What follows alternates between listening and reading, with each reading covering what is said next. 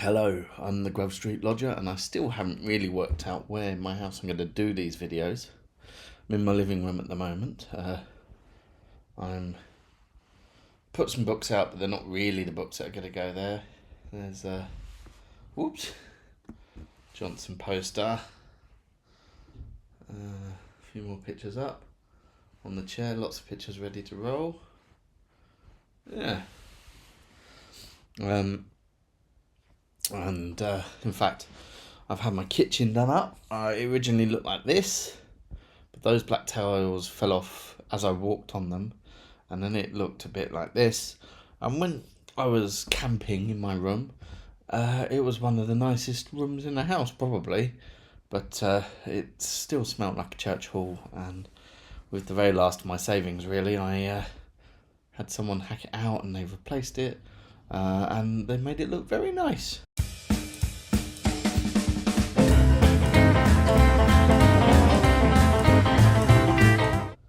Today I went to see some sea shanties.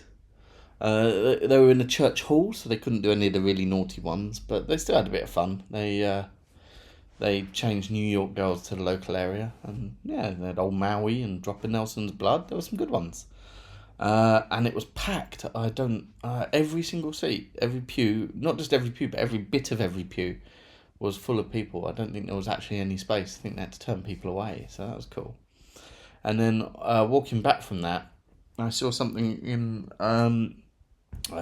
chat shop there, in the display. Because upstairs my door rattles a little bit in the wind, and I wanted a draft excluder, and I really wanted the old classic knitted snake version. So I thought, yeah, knitted snake.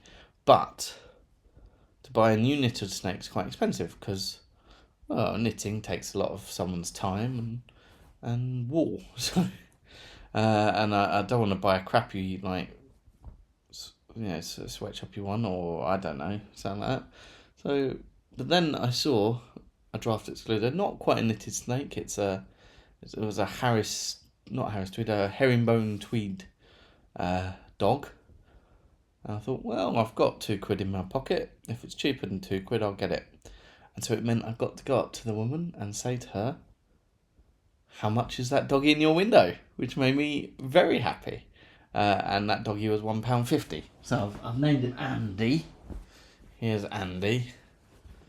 Oh, come on, Andy. Hi, I'm Andy. Ruff, ruff, ruff.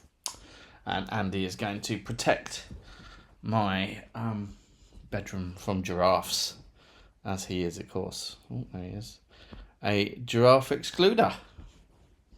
Yeah. Anyway, I suppose we should get on with the books. Book time. I started off with Nudibranch by Irenosen Okojie. Now, Nudibranch is not about a tree that likes to go naked. A nudibranch is like a sea snail, and they come in all kinds of odd shapes and sizes. And these are stories that sort of come in all kinds of odd shapes and sizes. They're very weird stories. In the very first one, a woman turned into some liquorice. I mean, that's weird. There's one where a goddess who desperately needs sex goes onto an island, but it's an island of eunuchs. It's like a eunuch convention. And so none of these eunuchs can satisfy the goddess, so she eats their hearts instead. Very odd. There was one about time-travelling monks. There's lots of references to tongues and lungs and ears and things. Lots of references to bits of London that I know quite well, like Dulwich gets in there, and the old elephant roundabout, and the Horniman Museum, that gets in there too. So yeah, that's cool. When I was writing it up, what I kind of realised was I could fall between two camps on these stories. One is to say they're wonderful, magical, strange, and the other is to say they're annoying. And reading them, I flip between the two camps, because sometimes there was something interesting and peculiar, and it was like using these unusual stories and unusual situations and unusual language. There's a lot of similes that don't really fit. Like, he looked as warm as a penguin or whatever. Not that, it would have been better than that. But it did a lot of that stuff, and sometimes they felt like just mechanical aids to make a weird story, and sometimes they felt like ways of trying to grasp at an unsayable emotion. And so I read the whole thing very much in two minds about the whole book. Sometimes I really enjoyed it, and sometimes I really thought it was a bit crap. So I suppose that makes it middling overall, I guess. Don't know. Right, next thing I read, something I've been meaning to read for years. The interesting narrative of Olaudah Equiano. Yeah, I swear I've seen him Olaudah, and I've seen Olaudah. I'm going to go Olaudah Equiano. I mean, actually, not the name he went under. He went under the name Gustavus Vassa. He published under the name Gustavus Vassa. He married under the name Gustavus Vassa, and all his friends called him Gustavus Vassa. He only calls himself Olaudah Equiano for this book. And there are some questions whether he was trying to Africanize himself a bit more for the sake of the book. I don't think so. I believe he was captured in Africa and wasn't from Charleston. The details are so personal seeming, though he might have gotten them off somewhere else. So it's his interesting narrative, as he calls it. His interesting narrative of being captured and sold as a slave to other Africans, and then sold as a slave to other Africans of a different sort of ethnic group, and then sold as a slave to Europeans, and he ends up in the West Indies. Oh, sorry, this arm, I'm stroking my dog. If you can't see the arm, that just looks weird. So he goes to the West Indies, where he then goes to England, and his master is a lieutenant in the Royal Navy. So he goes on ships and learns how to sail and navigate and read and write. And on the ship, because of the way a ship is, that sort of designation of slave doesn't quite work, because everybody's going to work hard on the ship to keep it going together.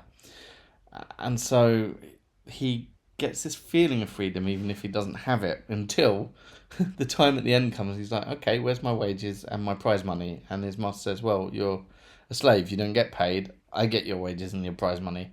And actually, the Royal Navy's not very keen about the idea of slaves on ships, so I'm going to sell you to the West Indies. You said you'd free me. No, I'm not. Bye. So he sells him to the West Indies, and he gets bought by a Quaker. I didn't know Quakers even had slaves, but this one does, and he becomes useful in the warehouses and then ships, and then he makes little money on the side, and he says to his owner, look, if I can buy myself back for the price you bought me, will you let me? And he goes, yeah, all right. And he manages to earn that money. It's very hard, because as a black man, he can go, right, I'm going to sell you these things. And if a white man's buying it, he can take the things and go, not paying you, bye. And there's no real legal recourse. So it's not a good position. But he still manages to do it, and he buys his freedom.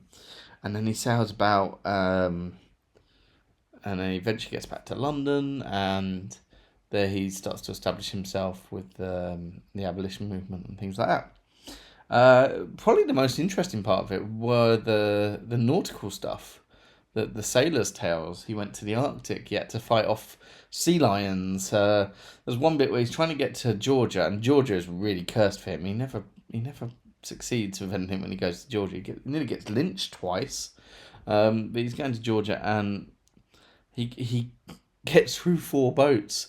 Even the rescue ship, that's a specific shipwreck rescue ship, gets wrecked on this particular one. And there's all these, there's mad captain he sailed under who tried to blow his own boat up with him in it.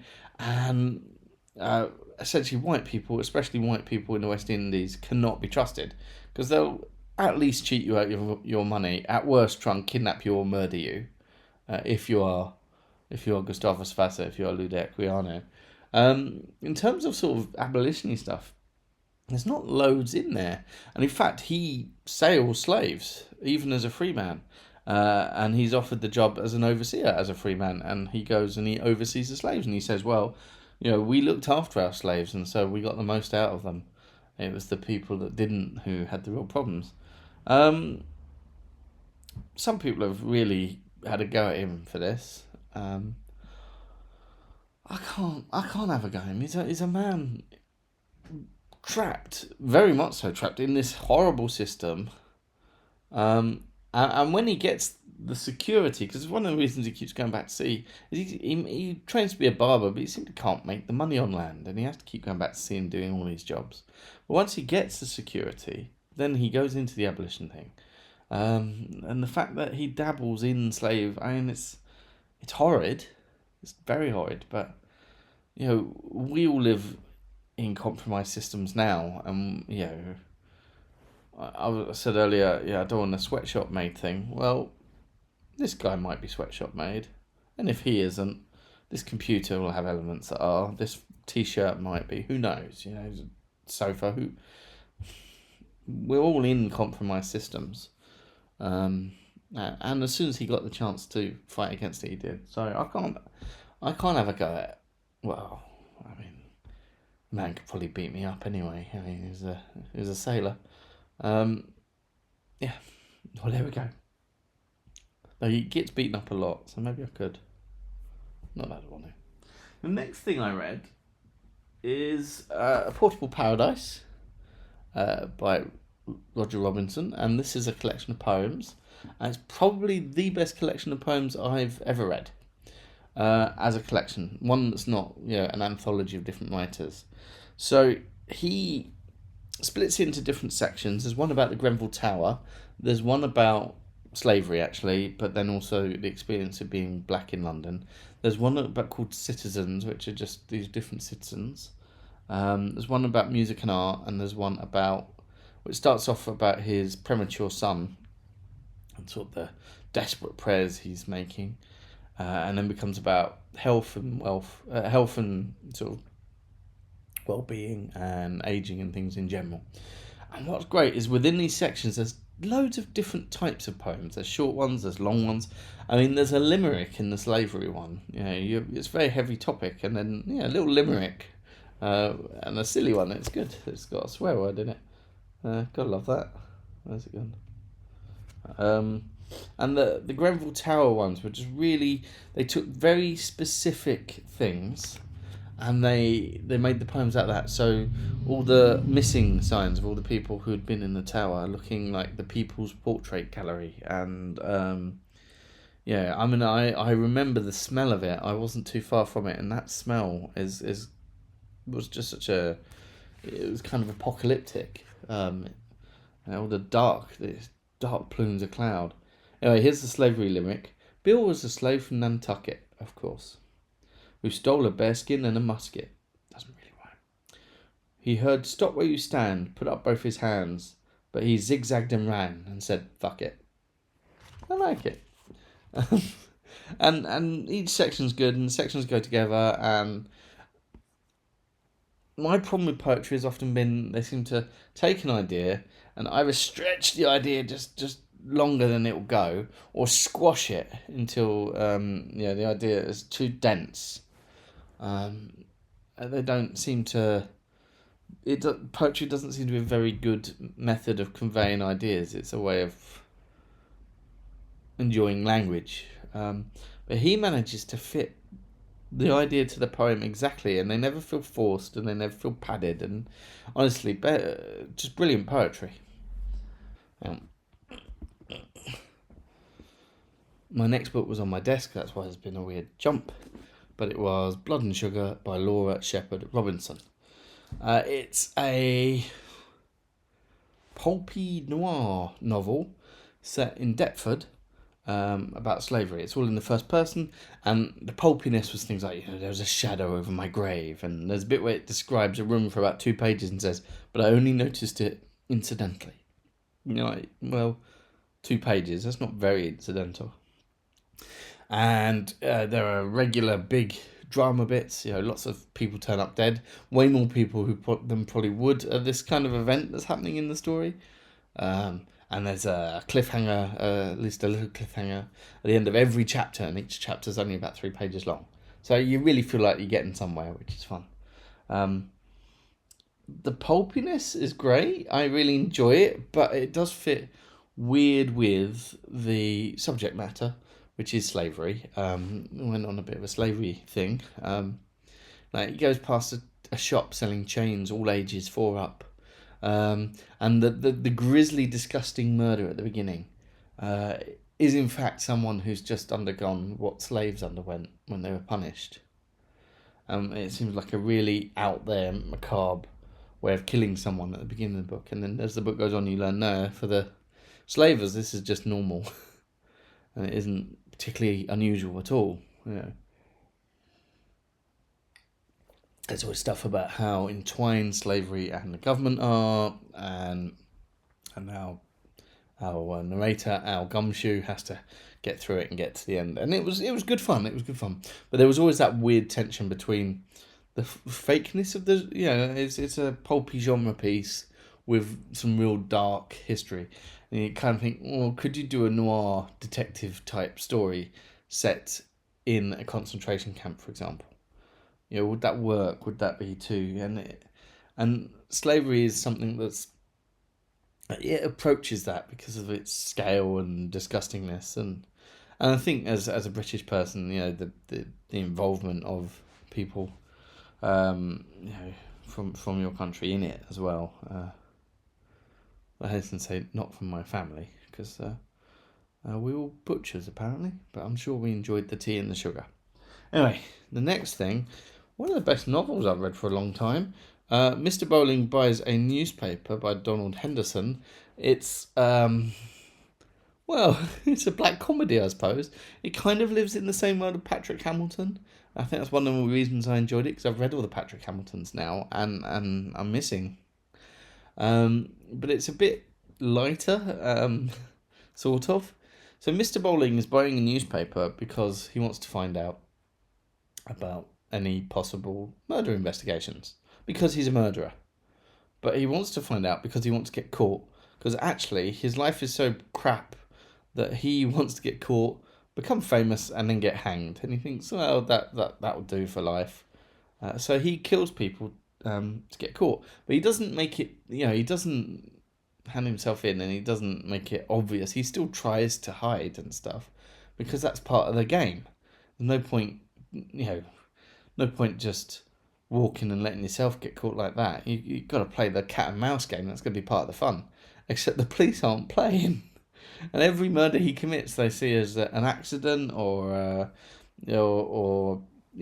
someone he murders, their house burns down with him in it shortly afterwards, because there's a burning log that's gone during their little struggle. And so the police are like, oh, well, he must have slept through the burning. And he's getting so frustrated. And then he meets someone who makes him possibly want to live. And of course, that's when the police start being able to start turning their eyes upon him. So, yeah. It's very, very funny. I mean, there's this scene where he's trying to move a body, and the way he decides to do it is by tying his leg, the corpse's leg, to his, and having the arm around him and running like a 3-legged race. It's a bit, just at the beginning, goes, oh, no, I promise I wouldn't murder women anymore. And you're like, what? Because you're still getting into this world. He just throws that in. He murders his wife. So it's set during World War II. Their house is bombed, but they both miraculously survive. And then his wife starts crying, and he's like, oh, be quiet, we survived. We're all right, we'll get the insurance money. This is actually possibly the best thing that's happened to him. And he and his wife haven't been getting on at all. And she starts screaming, and he gets so annoyed he puts his hand over her mouth. He's got these big meaty hands. And he covers her mouth and nose, and she suffocates, and he's like, oh, I murdered her. But then he gets away with it because the house has been bombed, so they assume she died in the bombing. And he's like, oh, I quite enjoyed that, so he carries on doing it. Anyway, it's very darkly funny. The character of Mr. Bowling is pathetic, but in a way that is interesting and almost relatable at times. I think because he graduated into a recession, I just know how he feels. But I wouldn't go and murder people. No, would I? Would I? No. See? No one ever give me a stuffed teddy. I was walking home talking to it. Right, the last book then slipped in at the last minute. Tove Jansson, Comet in Moominland. I've got all the Moomin comics here. The books here. And I was thinking I would read them at the summer, but I also want to read Lady Ochikubo. And it's huge, so I'm starting with that and seeing where I get with that first. But just to slip it in July, I read that. And I find some of the characters really annoying. Moomin Troll's alright. I like Moomin Troll, Moomin Mama, and Moomin Papa. In fact, all the Moomins. Quite like the Moomins. But Sniff's like, what if we made Piglet an arsehole? Don't like Sniff. Don't mind Snuffkin. Apart from the fact he's named after Snuff, that's cool. And he has a funny hat. And he wanders about. He's alright. I don't mind him. Snork Maiden's okay. And I love the phrase Snork Maiden. I really want to call... Hi, you're a Snork Maiden. I really want to use that as a chat-up line. Are you my Snork Maiden? But Snork himself, very, very annoying. Very annoying. Don't like Snork. He just calls meetings all the time. And then I don't like the Henderson, the collecting folk. But I do like the Hattenfatters. The little... Those things, they're great. They're like eyes. They got eyes? Yeah, they got eyes but not mouths or ears. And then they got these little hands and they're like tubes. They're great. It's this weird mix of apocalypse and whimsy. Comet in Moominland. There's a comet coming. It's going to destroy everything. It feels like a sort of atomic bomb, though. It was written in 1945. I guess you would have known about it. Anyway, it feels like an atomic bomb reference. So it's going to come and destroy everything. And Moomin and Sniff have fun, whimsical adventures as it's coming and as it's coming back. And then it's not as bad as they think. Which I think is what happened in the very first book where there was a flood. And they all survived that. The next one is just called Finn Family Moomin Troll. So I don't really... Oh, they get washed on an island, don't they? It's like Swiss Family Robinson. It'll be alright. As I say, I like some of the characters. I don't like others. My favourite from the cartoon was Little May. The little girl with the spiky hair. I think she turns up in Exploits of Moomin Papa. We'll see. Okay, so that was my month. I read, as I said, 2 things I gave 5 stars to. One, the poetry book, which I'd say is the best single author volume of poetry I've ever read. The other 5-star being, a funnier Patrick Hamilton. Not quite as gripping as Patrick Hamilton, but still very good. And then Olaudah Equiano. That was pretty good. That was interesting. Nudibranch, depending on what mood. Blood and Sugar was a pretty good pulpy thing, but some questions about it. I got my kitchen. I've got paintings up. I still haven't got what's supposed to be here, shelves. And I've had 3 people basically ghost me on these shelves. No one wants to put these heavy duty shelves up, and because they need to be heavy duty, I can't put them up. Otherwise, I'll just rip bits out my wall and all my books will come falling down. So, I've saved up the very last bit of my savings for these shelves. I'm hoping next month. Because it means that I can't properly unbox all my books and things. It's very annoying. But yeah. Have a lovely... it's summer. Which is why this t-shirt's damp. Because it's been raining for 2 days. I hope you have a lovely summer. I hope I do too. Bye-bye.